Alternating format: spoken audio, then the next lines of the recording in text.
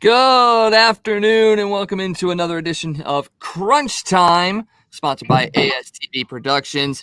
My name is Michael Wags, Wagon Connect, alongside Joe Hamilton and Scott Tobin. Man, boys, we are in for a treat today, and I'm not just talking about the 5 to 8 inches of snow that is plummeting to the ground right now. In just a little bit, we're going to be joined by KSHE 95 and Cardinals PA announcer John Ulett. We'll be back. We'll be up with him in a little while. But guys, how are you enjoying this day inside because of the snow? It's absolutely beautiful in my mind, but a lot of people are a little upset about the snow. I love it. I love snow. I love cold weather. I've been waiting for this all winter. This is good TV watching weather. Actually, I was watching some old episodes of 2.5 Men. Actually, the ones with Charlie Sheen in it. That's the best. The ones with Ashton Kutcher, on the other hand, not so good. I'll be honest. No, I love the Charlie Sheen. I'm right there with you. I love the Charlie Sheen episodes, definitely. I mean, it's basically watching a train wreck and Charlie Sheen's life story playing out on television. And what's not to love to be able to live vicariously through a guy wearing a bowling shirt, drinking a bunch of booze, and sleeping with a bunch of women? I mean, that's what every guy dreams about doing, but not necessarily something that can be done. Yeah. Well, how do you pull that off? Like you said, a bowling shirt, cargo shorts, like white socks, and like dress shoes. I don't know, man. I don't know. That's Charlie Sheen for you. I mean, he's able to kind of pull that stuff off. But you know what? Another guy who might be able to pull off the bowling shirt, cargo shorts, and the white socks with the shoes. That's Mr. John Ulett. I think John Ulett could pull off the Charlie Sheen 2.5 Men look. I don't know. What do you think, John? I don't know. 2.5 Men look. I don't know. I never watched that show, to be honest with you. I'm still on Friends from the 90s. Nothing wrong with that. Friends is a great show. I think all three of us can agree that Friends is probably one of the greatest sitcoms ever in the history of television. Yeah, I know. My daughter got me the complete DVD set. So, I don't know. Most nights before I go to bed, I got to throw on a little Jennifer Aniston myself. There you go. I don't think anybody complained about throwing a little Jennifer Aniston on. I mean, unfortunately, it's on TV, so we do what we do. And her birthday was last week too, and I celebrated. Somebody got me a Jennifer Aniston shirt I wore all day, and I kept her hydrated. Occasionally, she was right there on my chest. I pour a little water. Well, act like I was giving her a drink. Touching her eyes, wipe the tears away because she couldn't be with me that day. So. Wow, this is awesome. This is great because we know John Ulett, and he's so straight-laced and perfect. And now he's sitting here talking about pouring water on a shirt of Jennifer Aniston. Oh man, this is great stuff. Yeah, I know. My wife walks in the room often when I'm watching and just rolls her eyes. She says, "That was 10 years ago, don't you?" I know. It's brand new, baby. Hey, it just like everything else, everything gets better with age. So, not for her. Well, without further ado, you already know who he is. This is John Ulett from KSHE 95, also the Cardinals PA announcer. The second time we've been able to have Mr. Ulett on the show, and we just want to thank you once again for taking time out to join us and talk about the Cardinals, the world, music, KSHE. It's an honor and a blessing to have you on. Oh, well, thank you for having me, guys. Sorry I messed up last time. I'm not good at this technology. Good thing somebody showed me Chrome to download the Chrome thing the other day for something, or else I might not have been able to pop up on here today with you guys because my other what do you call it, the MacBook Safari doesn't support this technology. We've come across a lot of technological fun when it comes to the show, so we are right there with you. And I'll say this: Scott has messaged me a couple of different times about the contact he's had with you, and apologizing for missing it. Like, I'm just in awe, and it makes my view of you so much greater that you apologize for that. You remembered all of that, and it's only been on our show one time. I mean, it once again shows you what a consummate professional you are, and really just what a great human being you are, because that blows my mind. And I know I speak for the three of us when we say we just absolutely appreciate the professionalism and the dedication that you have, and we're just so thankful. Well, I mean, thank you, but I mean, I had a good time on the show with you guys that day, so I didn't want to miss another chance. So I'm glad we got this together. So are we, and we're just going to go ahead and get right on into it, because it is just about spring training time starting on Wednesday, and I know that's so hard to believe when we are, thrust into this winter weather that we have going on right now, the snow coming down out there. Are you getting excited for the start of spring training and really the start of the Cardinal baseball season? Yeah, I am. I mean, I'm more excited this year than I have been in a lot of years. Of course, Nolan Arenado made a big difference for everybody. Everybody's just excited this can be around town, and I think they got a shot at the World Series. I know the Dodgers are real good, and who else? San Diego. Everybody's getting behind San Diego. Who else is rated ahead of them in the National League? I guess those two. I guess most often, but I don't know. You never know what you get in the playoffs, man. Anything can happen. So I like I don't know. I see a lot of good. The Cardinals got really good defense. They got good pitching, and they already made it to the playoffs, in years where they didn't have that great of an offense. Now the offense should be a lot better. So I don't know. John, how you doing? First of all, I'm doing good. I had COVID back in December, but I made it through. I'm still alive. That's good. It wasn't terrible, but when you get it and there's something in you trying to kill you, it kind of gets you scared, Yeah, it really does. At the start of the 21 season, how many years will it be you being behind the mic at Busch? This will be my 37th season. Yeah.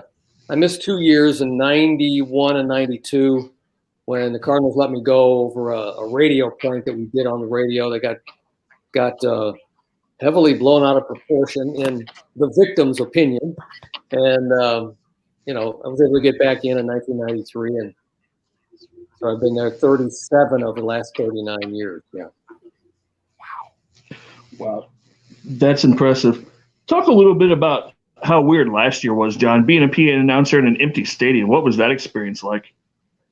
Well, it was different at the major league level, but we do a lot of games down at Busch for high school teams and college teams when there aren't very many people in the stadium. So, that didn't feel that weird to me. But for a professional game, yeah, it was strange. But we got used to it, and the players got used to it too, really. We had the fake crowd going, and that was fun. The guy who was running the fake crowd sat right next to me, and we'd be jacking it up, pulling it down, and trying to make it funny, trying to make it fun. Yeah, I mean, as far as driving to the stadium, there was no traffic, so that was great. And I pretty much just had to show up at game time, and then I was out of there when the last out was made. It made the job. It made the job easier, but it took some of the excitement out of it, Definitely. And you talk about having the fake crowd noise in there. That was actually something that I've always wondered is that's something that you could hear in the stands and in the stadium where the player's able to hear it. And now that you're going to have some fans back in the stands beginning on opening day, what's that going to feel like? Are they going to pipe in some more crowd noise? Or are they going to really let the 8,000 to 12,000 people just go crazy? It's hard to say. I mean, I don't know. Maybe some cities are still going to not let people in. Some cities are. We don't know exactly how that's going to turn out. So I'm sure the program will still be in all the stadiums, and I guess maybe just use it on an as-need basis. But I've been, there have been games at Busch where, it ended up in a tie and it didn't finish until midnight, 1 o'clock in the morning, and just maybe 3,000 or 4,000 people will still be there by the end of the game. And they were as loud as 30,000. So, 13,000 people, if that's the number, I don't know what the number's going to be. I've heard 10, 13, who knows.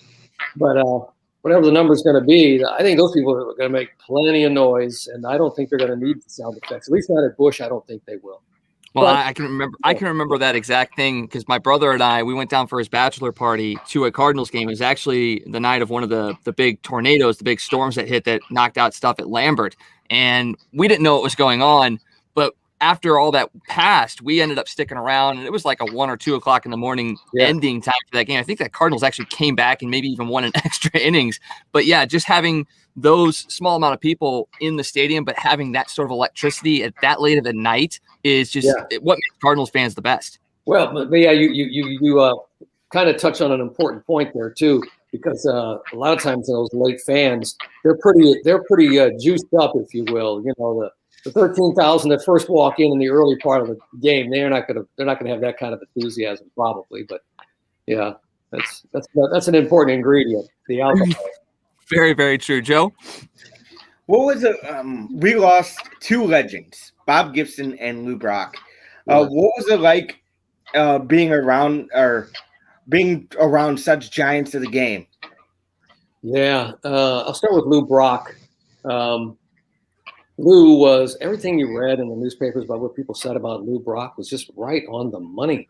I mean, you just can't imagine Lou Brock being anything but that. I mean, he was classy, you know, he always dressed nice. Reminding me of my grandfather, who always had that kind of same line of thinking: treat people nicely, dress nice. I don't do that necessarily, but you know, and he was always friendly and always willing to share his knowledge with the players. When I'd see him down at spring training, or you know, down in the hallways talking to players, and you know, he was the gem. And then Bob Gibson was, you know, he had this persona about him that you know, you wanted to leave him alone. You know, you didn't necessarily want to get too close to Bob because you heard that he could be kind of difficult and not have much patience. But as he got older, that must have totally disappeared, because I only saw it once, to be honest with you. You know, one time, this goes back to 1980. This was 82. He was a coach with the Braves. Yeah, he was on Joe Torre's staff with the Braves. And excuse me. And we were in the playoffs, and it was here at Busch Stadium.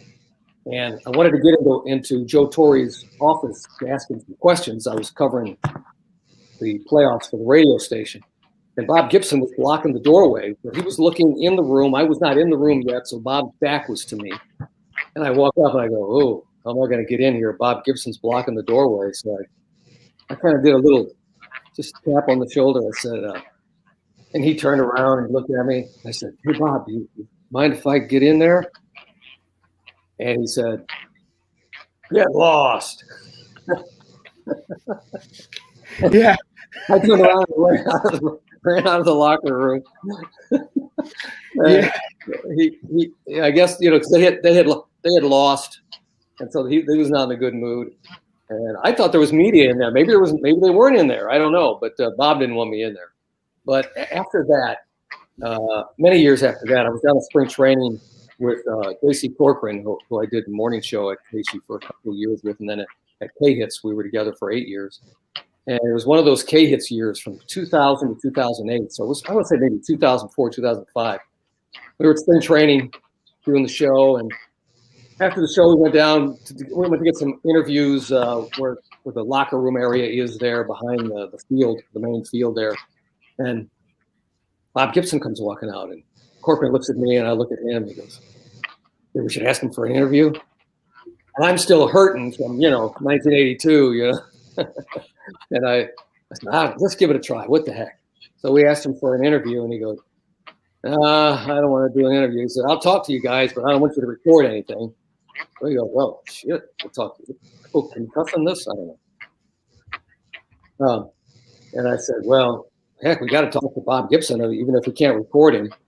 And he talked to us for a good 45 minutes. If we'd had a tape machine running that day, it would have been probably the greatest interview of my life. We covered everything with the guy, everything. His 1.12 earned run average on the mound in 68 and 67 that year, and racial strife that he grew up with, and what it was like back in the 50s and 60s trying to make it, and his years with the Harlem Globetrotters, and oh my God, just everything you wanted to hear him talk about that he probably doesn't want to talk about on tape most of the time, he said it. And we just couldn't, we couldn't roll the tape machine. A couple times I know Corp and I both looked at each other like somebody hit the frickin' button, but we couldn't do it to Bob, Yeah, he was great.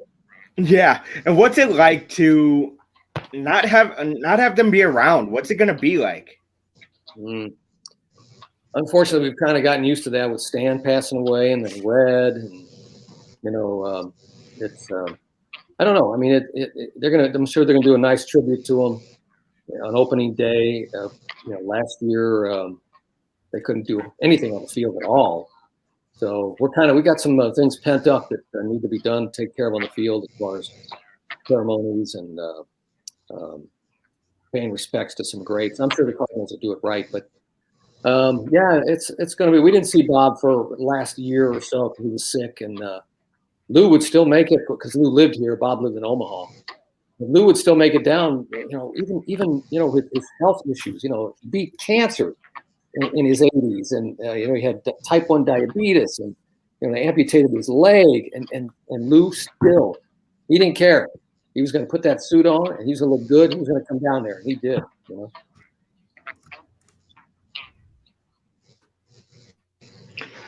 So, when you talked about doing this for them, are the Cardinals planning on doing tributes for them on opening day, or what the plan is? Are they going to be able to do the right guys on opening day, or do you think they'll wait till late season when more fans are able to go to the park? Oh, I don't know. That's a good question. I don't know how they're going to handle opening day. I've not talked to them down there at all yet. So, I would think opening day ceremonies, you got to do something for Bob and Lou, but we'll see how they want to handle it. We don't know. We might not get more than 10 or 15,000 or whatever the entire rest of the year. And with this virus, maybe it'll go back the other way. I mean, you don't know. It's unpredictable. Hopefully, we'll be able to get the entire season in. I know from what I hear, that's the plan. That's the plan to get all 162 in. The other leagues are getting their games in. So one way or another, the Cardinals, the Major League Baseball is going to do it, I think. I think so too. I mean, they've seen what the NHL has gone through. They've seen what NBA has gone through, and then they've also kind of experienced what they went through last year. I think they know what needs to be done. They were like the first league that actually traveled versus playing in a bubble. So I think they definitely will get that season in. You mentioned Nolan Arenado at the top. We have been a huge supporter of bringing him in. I think the last 3 years, we just had Alex Ferrario on last week. He was the other 95%er that thought he was going to be coming to St. Louis. But what are your thoughts on Nolan Arenado? I mean, you obviously have seen him when he's been in town with Colorado. How is he going to fit in with the Cardinals? And what do you think the reaction is going to be to him stepping up to the plate for the first time? Yeah. Oh man, I think he's going to fit in great. I mean, he's going to fit like a glove. He's going to be great in the locker room. He's going to love it here. He's heard so much, good about St. Louis as a baseball town from his friend Matt Holliday, and I just can't. I tell you, other than injury, keep the injuries away. Keep the injuries away from the guy. I mean, he's going to lead them to something. I think he's going to lead them to something. I don't know if it's going to be a World Series title. I hope so. National League championship. I'd take that too. Just winning playoff baseball. I think he's going to take the Cardinals in that direction. And, they got a lot of young players to go along with it, and you got Goldschmidt over at first base, and I feel real good about it. And they do too. I mean, Molina and Wainwright, they came back because of Arenado.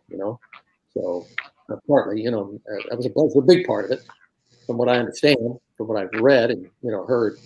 So it just looks, it kind of has the same feel of when the Cardinals picked up Roland and in the 2000s, mid 2000s. They already had Albert, and so they added Roland, and also in the 90s when they added Jim Edmonds. It has that same type of feeling, adding those type guys to the lineup that causes a winning atmosphere. It really does, and it's going to be interesting to see. How do you see this lineup being put together with Arenado in it? Oh man, I really haven't given it that much thought, to be honest with you. But what did he hit, third in Colorado? Yep. Yeah. Yeah, that seems like a good spot for him. Goldschmidt fourth. You know, or maybe, yeah, I would say Goldschmidt fourth. Who else? You know, the Cardinals got to get better. Huh? I was thinking, maybe I'm wrong here, but you got Edman leading off, Carlson hitting second, either Arenado or Goldschmidt hitting third or fourth, depending on how you want to do that. Then you have Paul DeYoung fifth. That's at least my top five.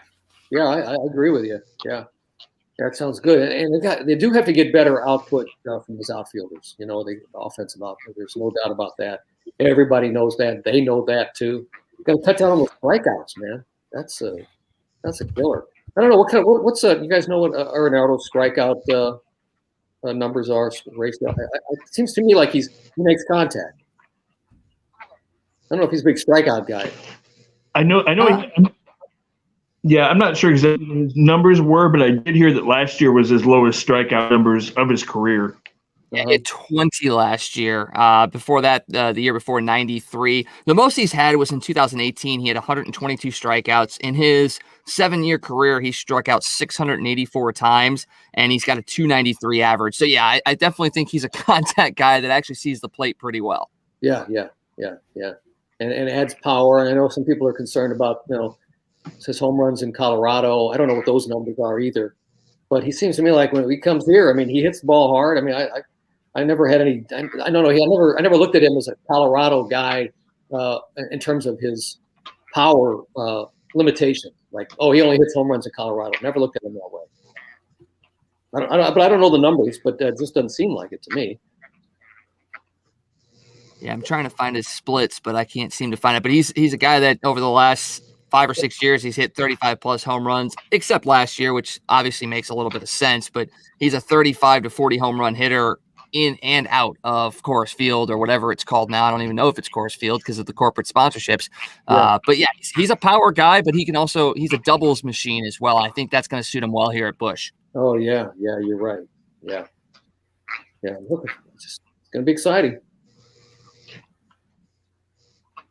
Yeah. So with the addition of Nolan, are you pretty happy with this team, or are there any moves that you think the Cardinals still need to make this team a playoff team? Oh, I think they're set, man. I think they're set, ready to go. Spring training starts Wednesday? Yep. Yeah, 17. So I think Wednesday, they're yep. ready to go, and little tweaks here and there. I'm sure John Mozeliak will do whatever he needs to do. But of course, as the season unfolds, they might have to do some things, make some changes here and there. Hopefully avoid injuries. And I just like the way the team is set up right now. I mean, I just can't imagine anything different. Maybe I'm not a real good baseball mind, but they look set to me.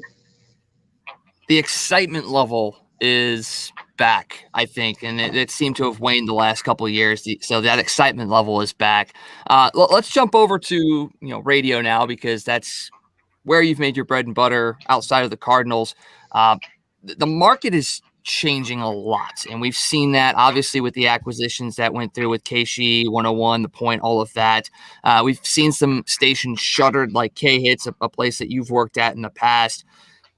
Do you see more of that, I guess, streamlining aspect happening to where maybe you only have a few stations here and there locally, and even then they may still be controlled by those, the bigger entities? Or are we going to be closer to coming back to some more local stuff? Because KSHE, The Point, these groups, they're still pretty live and local, but we're seeing more transitions to that automated kind of stuff. Are we lucky in St. Louis? And do you see more local stations popping back up in the next couple of years? I don't know where the radio business is going. It's just, I don't know. It's been trending down for quite some time, and it's I'll tell you what St. Louis has that is unique, and I'm not saying that because I work there. I'm just telling you, honest to God, fact. To have a classic rock station be the #1 rated station in a market this size and above, it doesn't happen anywhere else. This is the only city where that formatted radio station is the #1 station in the ratings. Adults 25-54, and it's very possible we're also number one adults 12 and up. 18 to 34. You'd be surprised. KSHE's numbers are so strong in that age demographic too.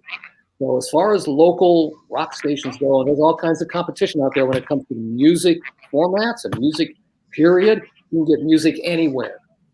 But for whatever reason, KSHE has maintained a solid position in this marketplace, and you don't see that at all for classic rock stations in any other major market. So in that regard, yeah, local has never gone away for KSHE. And then our sister station.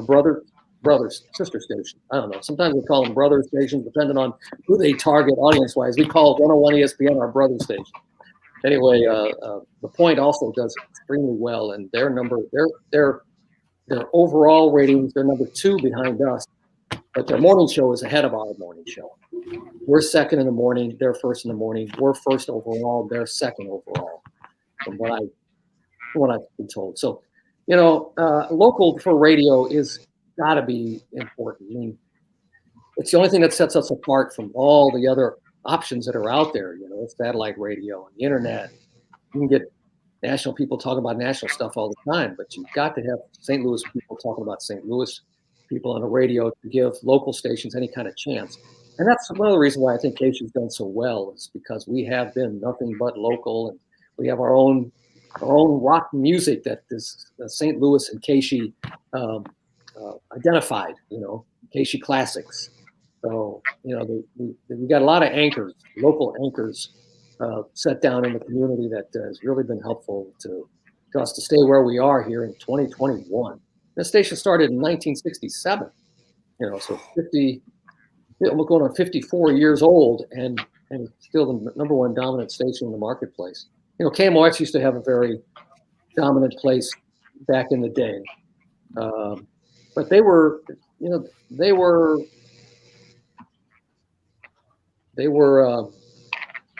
around when radio was being invented, and they started their dominance back then. And it wasn't the same kind of competition as, they only had AM band, and not all the AM stations were 50,000 watters like KMOX was. So they had so many advantages. We've been competing on it for years on a totally different level. And we've had all kinds of horses after us, over all these years.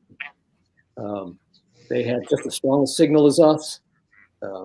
They had all kinds of options. We've gone against radio stations and companies that have had much bigger budgets than ours. So we're pretty proud of what we've been able to do. And our new owners, I say new, they've owned us now for a few years. Hubbard Radio, they came in when they bought the station, and they saw something that they said, you know what, we're just going to let these people do what they do. They could have come in and, maybe with egos or whatever, and said, oh, we own it now. We're going to do this. We're going to do that. We're going to hire this guy because he did this in Los Angeles, and this guy did this in New York, and this woman did this in the sales. And they didn't do that at all. They said, we own you. We bought you because who you are and what you've done. So, yeah, they've been great as well as preservers of what we've been able to accomplish over all these years. Did I answer the question? I don't know. I kind of. Oh yeah. By far, definitely answered the question. You talked about how long KSHE's been around. It's been a long time. How many years have you been at KSHE? 40. It'll be 45 for me on May the 18th, and that's 45 full time. I've been full time since the first day I got there. So it's been, and I was 19. I was 19 years old when I walked through the door there. So 64. I just turned 64 in January. So it's been a long road, a lot of twists, a lot of turns, a lot of different morning show partners over the years. I've been on the morning since 1981 when I started with Mark Close. And when he left in 83, and he was gone for a lot of years. He worked for our competitors, I was up against Mark Close for a long time. There were sometimes I wanted to scratch his eyes out. But now we're working together again. We got a show called Vinyl Exam we do on Sundays, where we take one classic album. We started on the albums in 1967 and are working our way forward the way those albums were released through time. And we're in the year 1973 right now.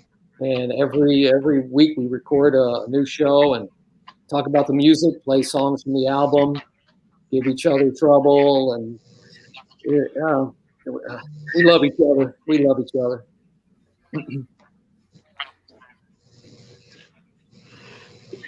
So, John, definitely, I'm just going to say this as a huge fan. Definitely one of the reasons that KSHE stayed so high in the ratings is because of the DJs and the personalities, guys like you and Favaz and Learn, and going back to JC and Close and Radio Rich and all those guys. You guys have made listening to KSHE a joy for me and a whole lot of generations. So I want to thank you for that. Oh, well, thank you for saying that.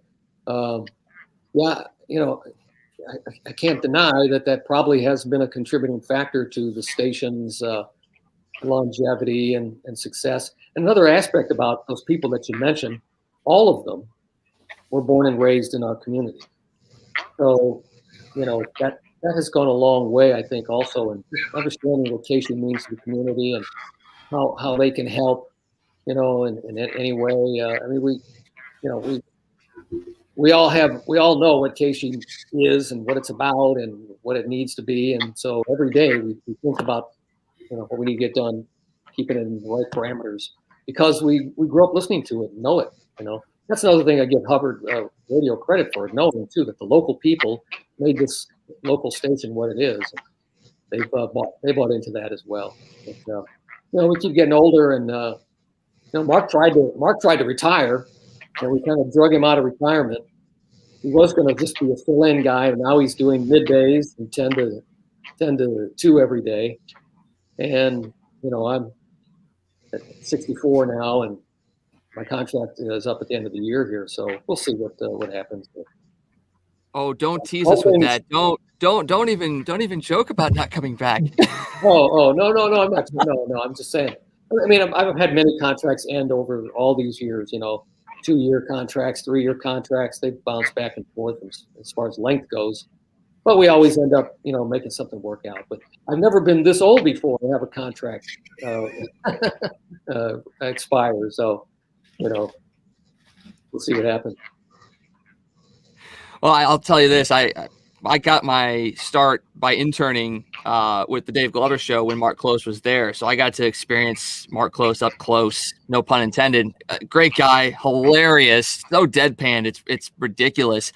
But you guys are, for all three of us, definitely the inspirations of why we got into doing what we're doing.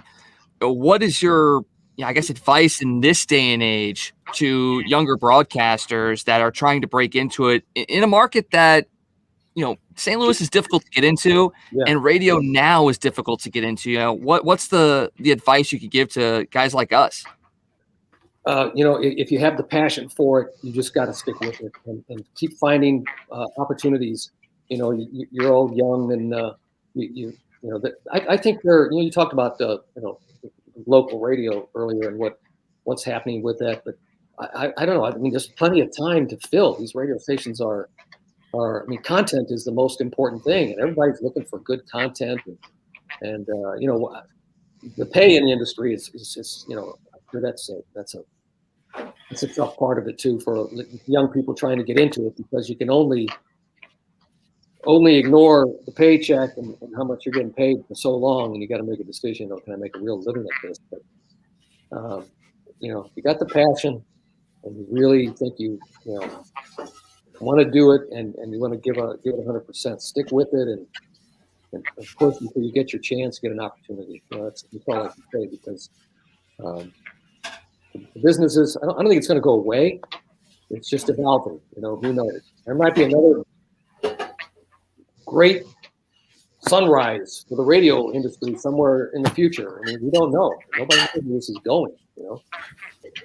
Radio stations are also pushing more and more towards the internet. Our app on the internet is available all over the country, and we got a lot of listeners on that too as well now, and we're starting to add that into the ratings. And so, who knows? Just because the radio station is on a transmitter and an antenna doesn't mean it's going to be its limitations in the future. Yeah. So I listen to KSHE all the time, and there's certain songs I want to hear that aren't played on KSHE. I mean, let's be honest here. Are there songs that you're like, why isn't this on the KSHE playlist? Like, what? Sure. Like, are there bands, certain bands? Talk about that. Sure. Yeah. No, we say those things to ourselves too. I mean, our bosses say that to themselves. You know, it's like they have their statistics and their research that they do, and in order to reach a maximum audience, you know, they've got to play what people want to hear, and we tempt the focus groups all the time. You know, we bring in songs. We go, how can this song not test well? How can this song not be, put it in there, see what they say this time, you know, because they do this every so often. And once in a while, one will end up, you know, sticking in there. And then most of the time they don't, you know, it can be a little frustrating, but, you know, every radio station is dealing with the same thing. I'll tell you what happens too. Here's one of the elements I think about music radio that I think is important. It's the element of surprise. Now you're saying, what do you mean surprise? I keep hearing the same things over and over, but you still don't know what's next. And, you know, you can have I have my iPod, my phone. I have my favorite songs on my phone. And I'll listen to those. And next thing I know, I've burned myself out on my favorite songs. I don't want to hear them anymore, you know? Mm-hmm. So, you know, because, and you know, I know what's coming up next a lot of times. And, it's the element of surprise, and then that's the element of our programming and our things we do on the radio. It's promotional things, or maybe a bit we do on the air that might be funny or interesting or whatever. The element of surprise, radio still has that, and I think that's important. But as far as, you know, why aren't we playing this? Why aren't we playing that? Yeah, we all struggle with that. You know, we get the same things from our listeners and on Facebook, you know, comment. You know. We have specialty shows too that allow us to go deeper in our catalogs. You know, the KSHE Classic Show on Sunday, a Vinyl Exam, the Seventh Day with Favaz on Sunday evening. We do no repeat weekends. We do no repeat weeks. So, you know, we got a big, gigantic catalog that we still try to use effectively. But, you know, everyday programming, I tell you, it's got to be tight. It's got to be a song that's really good, or they'll go somewhere else. You know. We see it. You can see it on the app. Watch the app. You know, people liking what's being played on the radio. You'll see what songs are popular and which ones aren't. Yeah. So, John, over the years, do you have a favorite band or an artist that you've interviewed or sat down and talked to that really, really kind of sticks out? Oh man. Well, I mean, for me, for a band, I was always a Yes fan when I was younger. I loved, to me, Close to the Edge is a perfect album. But, you know, I like them all. And I know that sounds like the easy answer, but I do. I mean, I like everything from Metallica to, you know, James Taylor and Carole King. I mean, I've never been one to just say, it's too mellow. It's too this. It's too that. If it's a good song, it's a good song, no matter what, you know. So I mean, I'm not. I can't say that for all genres. I'm not a big country fan, but there's certainly some good music in that. I don't know anything about rap, to be honest with you, but I understand why people like it, and I hear it everywhere I go. It's become the mainstream music of our society. But yeah, what was the question again? Oh, I was just asking, you know, if there was anybody that you had sat down and talked to, band wise or artist wise, that really stuck out to you. Yeah. Oh wow, man. There's been so many great interviews over the years that I've had so much fun with. And Favaz and I, my morning show partner, do a podcast called the KSHE Tapes, and we've been finding a bunch of our old interviews, and we play them back, and we talk about them, and you know, trying to think of interviews that have been, for me. I mean, he got to interview Paul McCartney. Wow, in person. I'm jealous of him about that. For me, I mean, gosh, I interviewed Ozzy. I've interviewed at least two occasions, probably more. Robert Plant, who was in the studio with us one morning. And you're trying to find some of those tapes. I got a basement full of cassette tapes that I go through very slowly, trying to find some of these things because I know some of them are in there. Interviewed, oh my gosh. Well, one time I interviewed Bill Clinton and Al Gore when they were running for president in 1988. They were jogging down 18th Street to go to a rally. And I had my tape machine. I just jumped out in the street with them. This was back in the days when there was no security. I jumped out in the street and started running alongside of them, and I was interviewing them while they were running. Gosh, off the top of my head, there's so many more. Next time I'll bring a list. And we will sit here and listen to every single one of them because I'm sure they were all absolutely amazing interviews and just great people. And like Frankie said, absolute legends in the industry. Sammy Hagar, I did an interview with him one time. We found this one on a cassette, on a reel-to-reel tape, where he was in the studio with me, and you could hear all the people outside the radio station. They're in Crestwood. We were in a little small cinder block building, and there was a window to the studio, and it was not soundproof at all. It was just thin glass, you know. And you can hear people yelling, and I'd ask him a question, and he'd give an answer, and you'd hear them answering his answer, you know, just yelling through the windows. It was fun. That was a great time working at that little place down there in Prestwood. But there have been so many good, fun interviews. Well, and you've gone through a couple of different iterations of KSHE Studios. I mean, obviously down there, you're down at the powerhouse, and now you're kind of out in a different area. What's it been like, you know, going through those changes, yet still producing the same show essentially that entire time? What's that been like? Oh yeah, it's you know, you do pass on the flavor of your environment, no doubt about that. Back there in the 70s when we were in that little building there in Crestwood, I mean, you talk about, you know, just generic, just a natural, organic evolvement of radio at the same time of rock and roll was developing as well. All these artists were new and young, and there was a new album out every day from you know, a great artist, or 3 or 4 every week, maybe, you know, and interviews. Artists would come in and out of the radio station back then all the time. You know, Billy Joel came and he hitchhiked to the station one time. I was sitting out in front of the station. He got out of a green Rambler. And I went, "That's Billy Joel." This is before the Stranger album hit, 1980. Well, what was that, 80? I guess it was 80. So this was like 79. So, yeah, he wasn't quite a superstar yet. He's starting to get there. So he hitchhiked from downtown St. Louis. He was going to play at the Ambassador out to Crestwood. And, you know, it was common. It was common, you know. Those guys were just in and out of the stadium out of the station all the time. And, you know, it didn't matter what time of the day it was either. You know, there'd be a show down at Field Auditorium. They'd be finished with the concert. They'd come out to the radio station and do an interview with the on-air jock at, you know, 1 o'clock in the morning or noon, you know.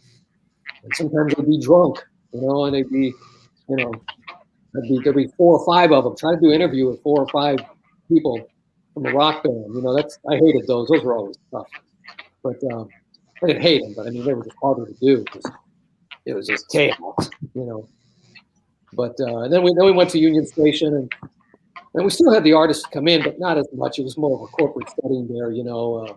The windows were soundproof, and the glass was like this thick on the windows, and somebody could beat on the window, and you wouldn't have any idea somebody was out there if the blinds were closed, you know. So that took away. And, you know, back in Crestwood, we'd sell tickets to shows, fishy stuff out the window while we were on air doing an air shift, you know. So we couldn't do that at Union Station. And then when we moved from the Annex building to the Powerhouse, you know, in that Powerhouse building, we had the KSHE restaurant in there for a long time. Oh, speaking of, you know, past interviews and stuff, I interviewed Muhammad Ali in there, and Joe Frazier, and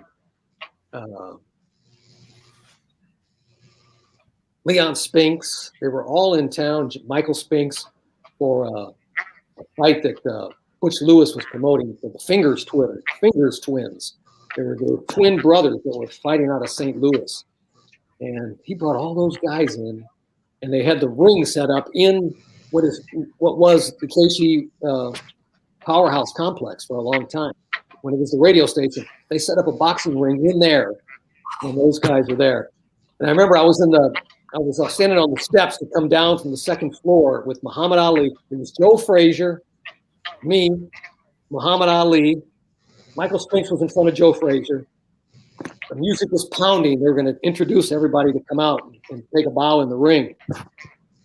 And somehow I was in between those guys. It was a KSHE event too.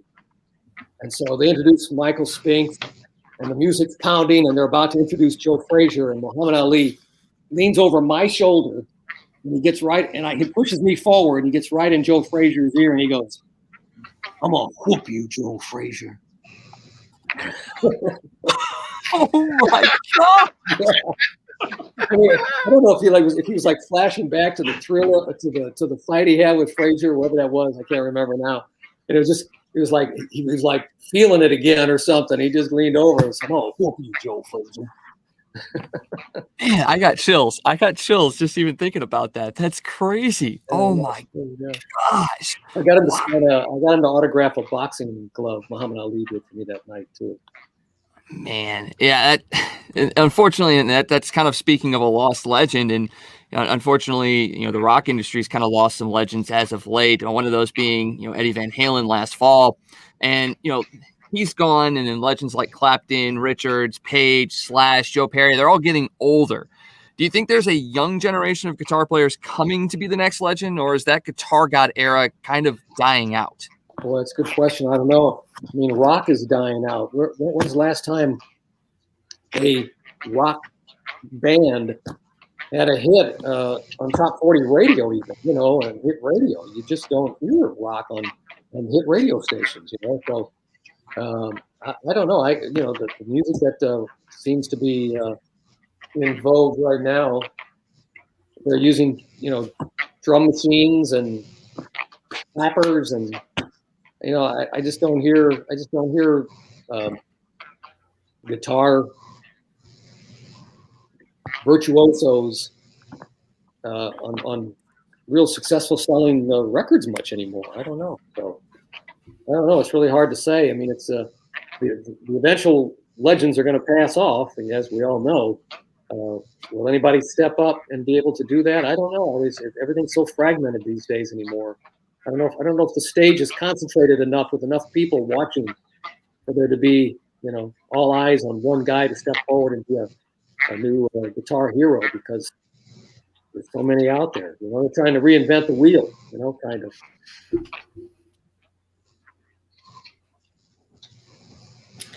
It really is, and this kind of transitions well, not guitar players per se, but this might take a bit. What are your top 5 drummers of all time? Well, John Bonham, Keith Moon. I mean, those guys come to mind right away. There are obviously a lot more. I think. Phil Collins was an excellent drummer. Top 5. Who am I forgetting here? Vinny Appice. I mean, that guy was a fantastic drummer, and he was in any really big bands. But I don't know. You got some names you can throw my way right now? I'm kind of locking up on them. There are certainly a lot of them, and what about Neil Peart? Oh my God! Yep. Thank you, Neil Peart. He's not at the top of the list. He's 1 or 2. 2 or 3. Yeah. Now, those guys who were able to, not just keep the beat.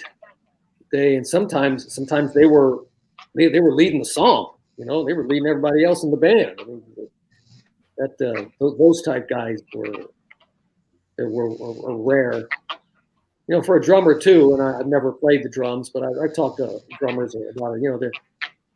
You can over drum too. You can drum too much, and the rest of the guys are going, "Hey, what are you doing?" You're doing too much. But those guys were able to walk that fine line. Peart, Moon, and Bonham. Frankie wants to know, where do you see Ringo in that argument? Well, Ringo was like a timepiece, and that's all the Beatles needed, really, and so he was all right, he wasn't he was the butt of many jokes because he didn't write any of the music. I thought when he sang, he didn't really sound that good, but he did his job. That's all they needed from him, So I wouldn't put him in the top 5, but I mean, just for namesake and the fact that he was a Beatle, you got to go in the top 10.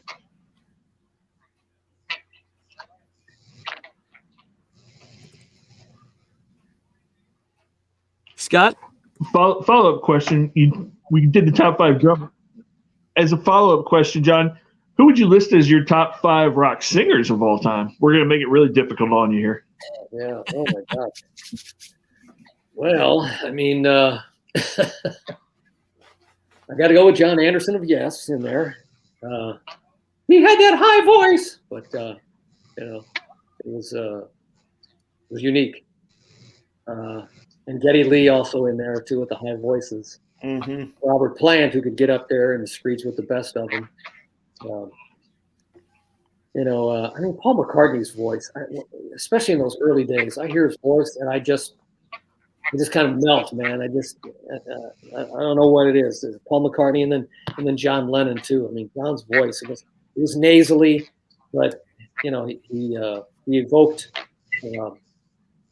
something. It was just something special about those Beatles, the way they harmonized. And then George too. Those guys all 3 of them were excellent singers. And who else? I mentioned Phil Collins again. I don't know why he comes to mind twice on these, but Phil Collins is an excellent singer. A singer from Bad Company. I'm trying to think of his name. Oh my God, Paul Rogers. Yes. Yeah. Paul Rogers, one of the greats, no doubt about that. Yeah. We got Frankie chiming in again. You got Freddie Mercury, Robert Plant, Paul McCartney, Axl Rose, David Bowie. I mean, it almost feels like you have to have like different subsets of top 5 rock singers. Like you have to have the high guys, you have to have the low guys, you got to have guys that sing a certain style. Like it's so hard to narrow it down to 5. Yeah, it is. Yeah. When you really stop and think about it, how much great music came out of the 60s, 70s, and the first half of the 80s. After that, I think rock started struggling. But Bono's a great singer. It was incredible, an incredible time period for rock and roll. And I don't know where it's going, but it's been quiet for a long time. I don't know. That's what I mean. That's going to go back to the question you asked earlier, Joe, about why we play a lot of the similar songs quite frequently, because there really hasn't been that much that's come out in the last 10 years, 15 years. And we tried playing, the Shine Downs. We still, we play Foo Fighters, Breaking Benjamin, a bunch of different bands. And we tried helping and the Point too, but it's been difficult to keep rock alive. The masses just tend not to want to hear it much anymore. I mean, your generation. What are your friends listening to? Well, let's see. These two are my only friends. So they listen to Led Zeppelin and stuff like that. I was actually going to throw out Greta Van Fleet. I think they are a very, very good band. We tried playing them too. We tried doing them, but the audience just really doesn't want to hear it. And that's sad. That's really sad. It is. Oh man. Well, I guess I'll have to ask you, because you mentioned, into the early 80s were some of the great singers. Where do you fall on the hair metal band kind of groups, like the Twisted Sister and the Poison and things like that? I mean, do you consider them rock guys, or do you consider them a kind of whole different genre? No, I consider them rock guys. Oh yeah, no doubt about it. Some of the more mindless rock, if you will, the party rock. I got no problem with that. Rock is it's everything. It for funerals, it's for parties, It's for everything anymore. That's another thing that's made KSHE a successful station here through the 2000s, is that classic rock, has become the background music to everything. People listen to it at work. It used to be you go into a workplace and you have either elevator music or KEZK, real, light pop rock. That's not it anymore. People are listening to classic rock as a background. Commercials. All you hear is rock in the commercials. Rock and rap and stuff like that. So that's another thing that's rock and roll has become more than mainstream. It's completely been embedded into everything we do. So that helps. That's helped KSHE also. Very much so. And I want to get one of our Frankie chiming in once again. He has a question. What is your favorite concert while working for KSHE? Oh my gosh, there have been so many. Well, the very first one, we were talking about this the other day, Mark and I, on our show. My very first concert was a Billy Joel concert. That when he hitchhiked to the station that day, he was in town for a show at the Ambassador Theater. And I had first row tickets sitting right there in front of his piano. And so that one is always in my mind's eye first and foremost. And it was a tremendous show. It was Angry Young Man, the Turnstiles tour. And then after that, just so many, the super jams at Busch Stadium, it was just, it was like 100 degrees on that AstroTurf. But, people still had 30,000, 35,000 fans there. And all those bands that played at those concerts. That was a good time. The Stones at Busch Stadium when I saw them there.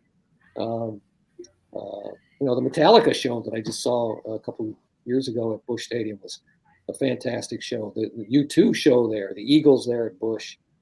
And then, some of those little shows, some of the things I've seen at the pageant.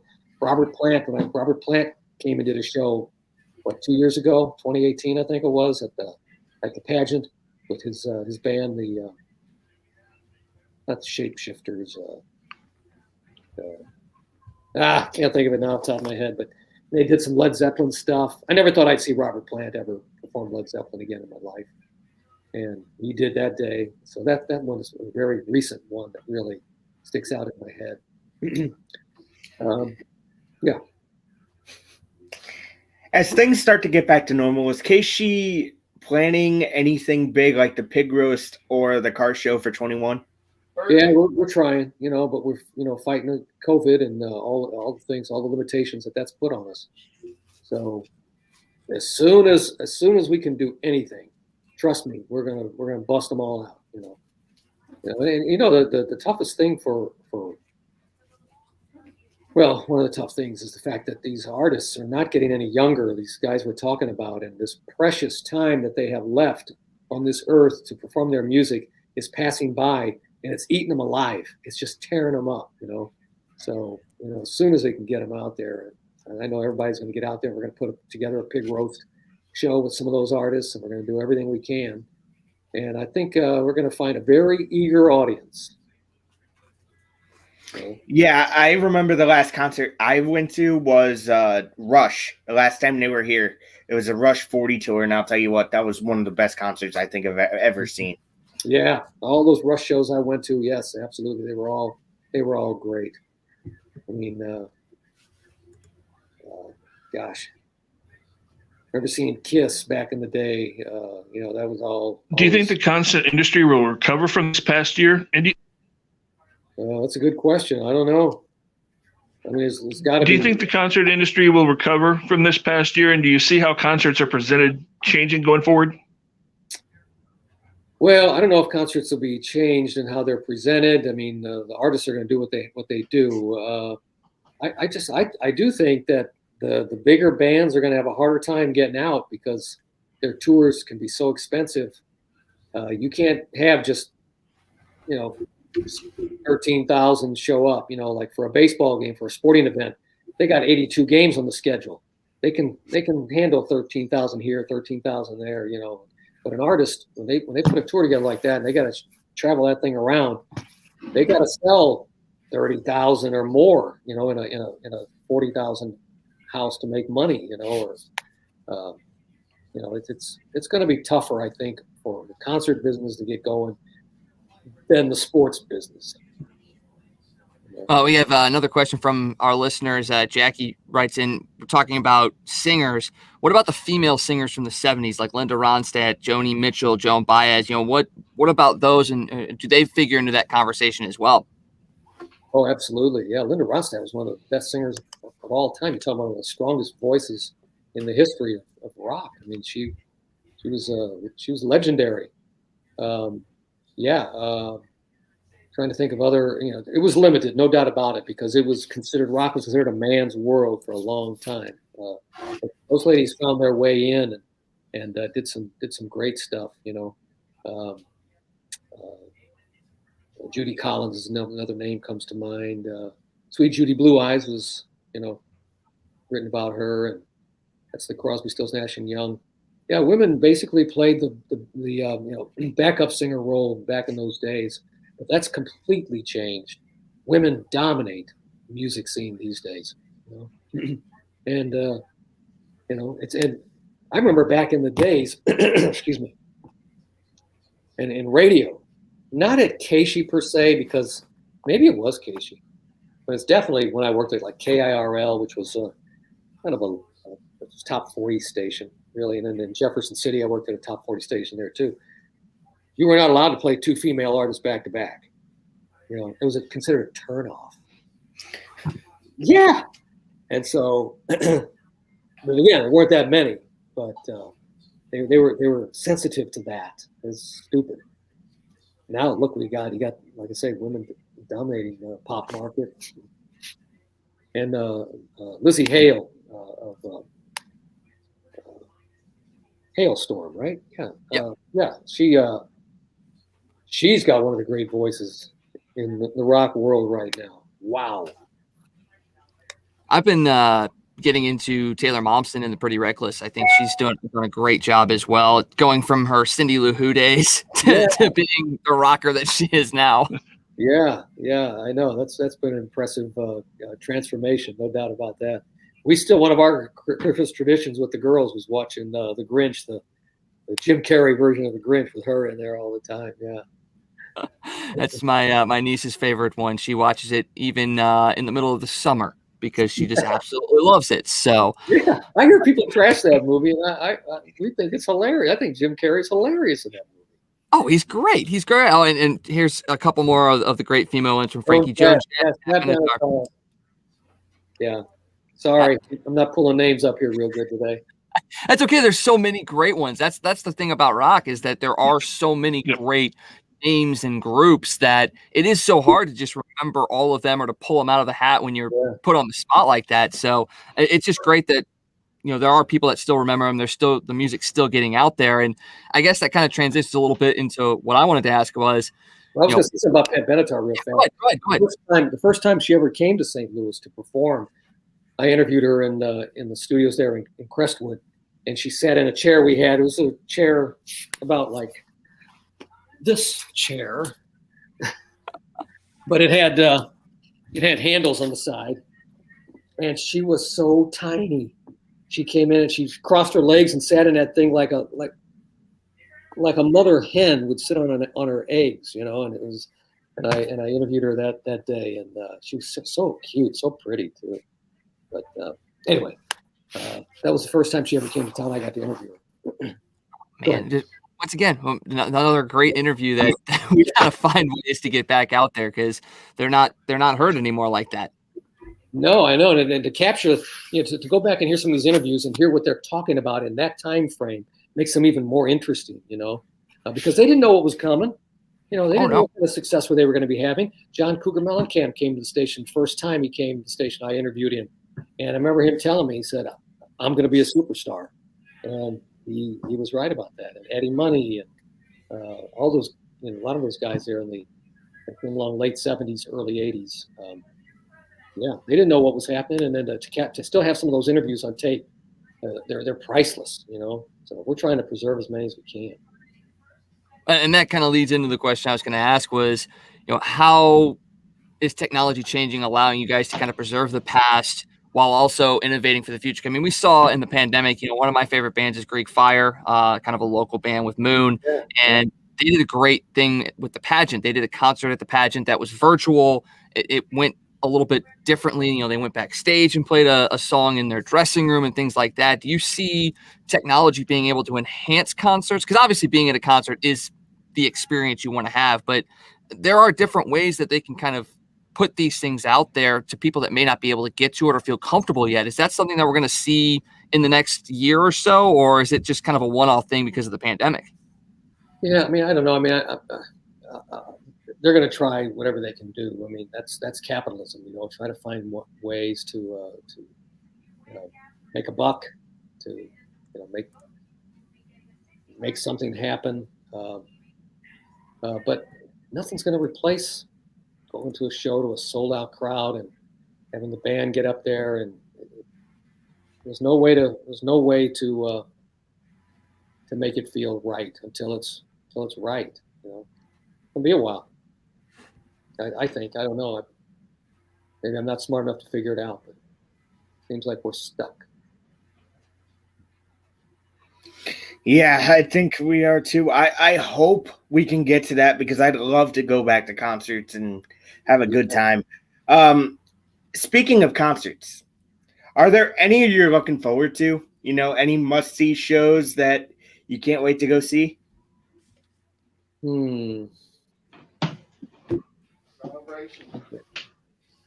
Celebration.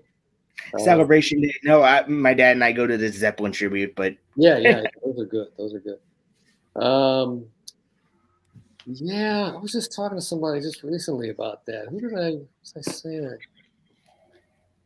You know, somebody I haven't seen. I don't know if it's so much that anymore as you know, just wanting to see the greats again, just one more time. You know, I think I'd like to see Rush. Be honest with you, Rush go out, and I know you know they don't want to go out without Neil, but I think they can get somebody to drum, and Geddy Lee can get up there and sing his ass off, and Lifeson can play a mean ass guitar still. I think people would really, really get off on it and do it as a tribute, you know, to Neil. I think that pretty. I think that'd be pretty cool. But I don't hear anybody talk about it. Well, obviously nobody's talking about anything right now. But, yeah, maybe something will come to me before we're finished here. But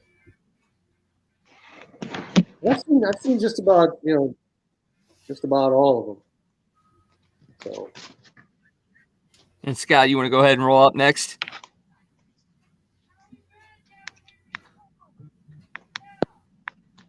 All right, we're getting a little bit of delay with Scott.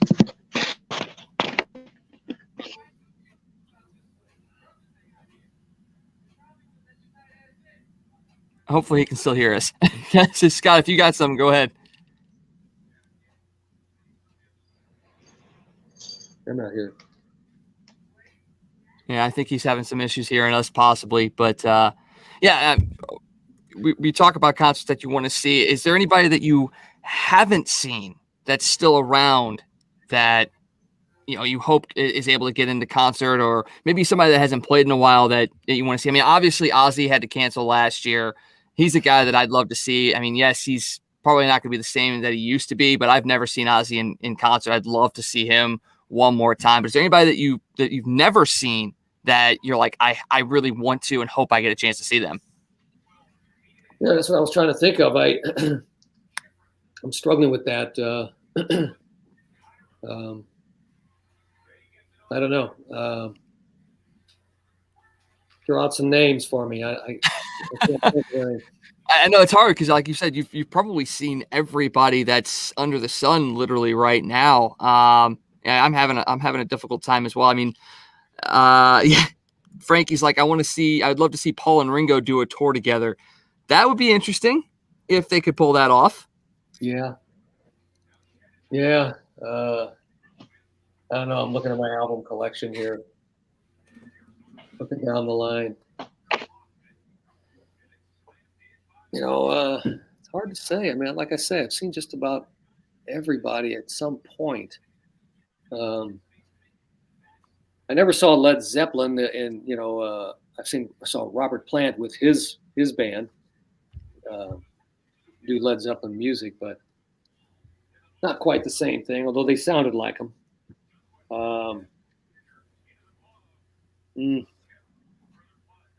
Well, to that effect, what do you feel about? Yeah, I'd like to see that ELO. band? I'd like to see that Jeff Lynne ELO show come to St. Louis. I think St. Louis would just be freaked out by how good that thing was. I saw that in New York a couple of years ago, and that was a tremendous show.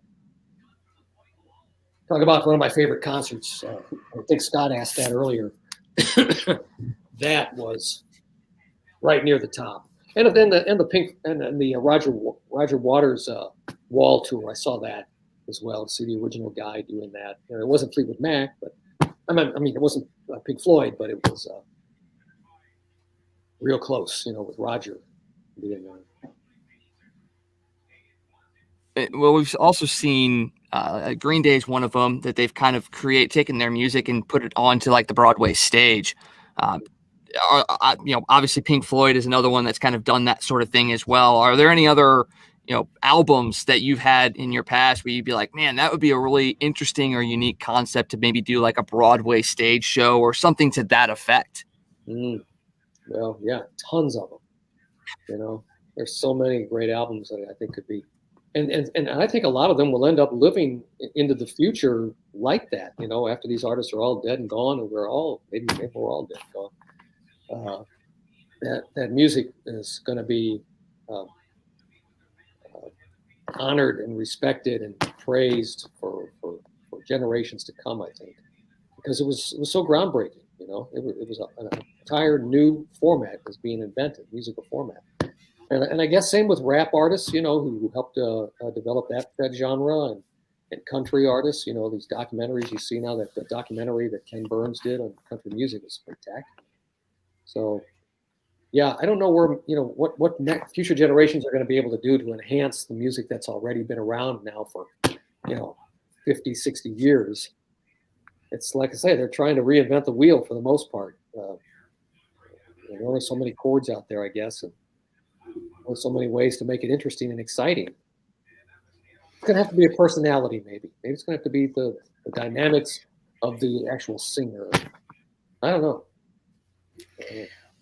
Will there ever be a point, John, where, I think we asked this the last time, but it's still on my mind. Do you think music ever goes, do you think classic rock goes by the wayside ever? Or do you see it being forging on forever?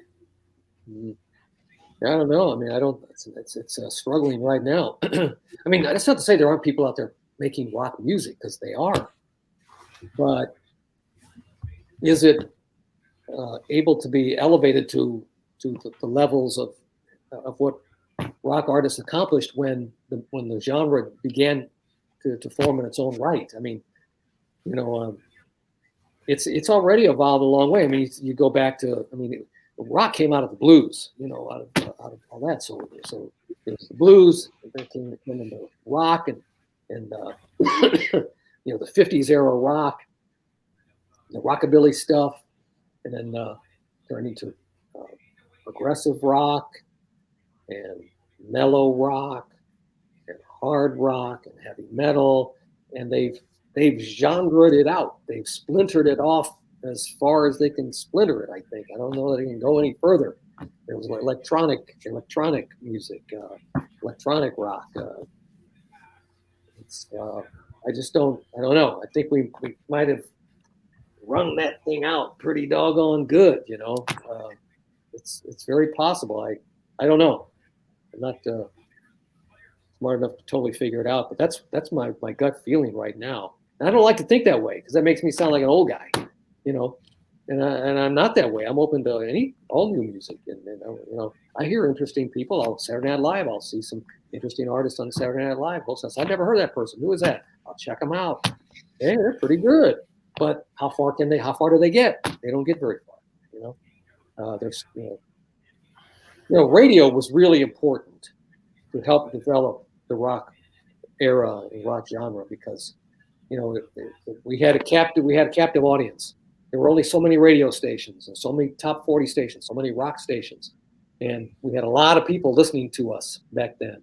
Now the audience goes all over the place, and it's hard to gather enough of them in one spot to really allow an artist to really catch on, and it's pretty much always been, it's top 40 radio, that's pretty much the way that artists get noticed anymore. You got to have a hit on top 40 radio, or nobody cares anymore. There's no such thing as FM radio hits. Got to be that, and that, funny how that format is, of all of them, the one that we disdain the most, because it was top 40, same songs over and over and over again. That's the one that does the best out of all the others. That's what makes KSHE unique too. That's what makes KSHE unique too. We haven't played a top 40 song in 30 years. That's crazy. Oh my gosh. And yet you're still up at the top. I think Scott we lost him here for a moment. Hopefully he can get back in here in just a second. But moving on to something else that just came out and is kind of in the news and really kind of right up your alley, because there are some names that are a part of it. Now, let me see if I can get Scott in here again real quick. The Rock and Roll Hall of Fame nominees came out just recently, and obviously there's some great bands on there, Foo Fighters, Iron Maiden among those. Looking at that list, do you have any standouts that you think are going to get in? Do the Foo Fighters get in on the first ballot? I mean, who are you looking at as the inductees for this upcoming year? Yeah, I think the Foo Fighters will get in. It used to be even some of the greats had to wait a little while when they were first eligible, but that can't happen anymore because there's so few first-time eligible rock artists. As soon as one of them comes available, you stick them right in. But I think they'll get in. I'd like to see Todd Rundgren get in. Trying to think on the list now off the top of my head. Carole King is not in there. I couldn't believe it.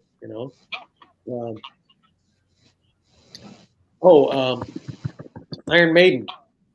Yeah, I think Iron Maiden deserves to be in there. You talk about a band that made the most out of no airplay, hardly, not much airplay. I should say no, but minimal airplay in the 70s and 80s, especially in St. Louis. We didn't play Iron Maiden that much at all.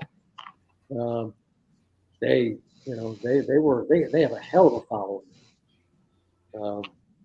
So I think they deserve to be in there. Who else on the list? You got Devo, Jay-Z, LL Cool J, Rage Against the Machine, Tina Turner, Dionne Warwick. Tina Turner, come on. Yeah, Tina Turner definitely needs to be in the Rock and Roll Hall of Fame. Even Dionne Warwick. I mean, I was surprised to see this is the first time she was ever even on the list to be voted on. But I mean, that lady's she's been around a long time and had so many hits and was part of that whole period of time there in the early 70s, late 60s, early 70s, when R&B music, black music was just so damn good, so good. Scott, you got anything else we want to pop out there? Yeah, sorry, I couldn't hear you guys for a little bit there, but I'm back. Talking about bands that could get in, John, what do you think about Rage Against the Machine getting in? Just because they were pretty influential late 90s, early 2000s, kind of bringing metal sound back. Yeah, I think they will definitely get in eventually. I'd hold them off a year, put the Foo Fighters in this year, maybe Rage Against the Machine next year or the year after, something like that. I mean, they were really good. And what's his name? The guitarist is Tom Morello. Yeah, Tom Morello. Just, you talk about one of the greats. We were talking earlier about the top 5 of different musicians and different instruments. You got to put him up there real high. That dude is incredible. Yeah, Mark wants to know what happened to Judas Priest. What? I'm sorry? I said Mark wants to know what happened to Judas Priest. Yeah, what happened to Judas Priest? Yeah. Did they fall off the list? What? How could that be? How do you? I don't know. Is it like a Major League Baseball's Hall of Fame that after a certain amount of years or not enough votes to get in? Yeah, Judas Priest. Come on. Yeah. So, yeah, I don't know. I mean, and it probably got to evolve eventually into the Music Hall of Fame. That's very generic, though. It's music, as opposed to Rock and Roll Hall of Fame, because it's not just rock artists that they're considering anymore these days. Other genres as well. and rightly so. That's how dominant rock was back in those days, though. You could have its own Hall of Fame for a long time. You know, you try to have a Hall of Fame 25 years from now from the rock artists that are just coming into the business now. Nobody, hardly anybody, or nobody. You know?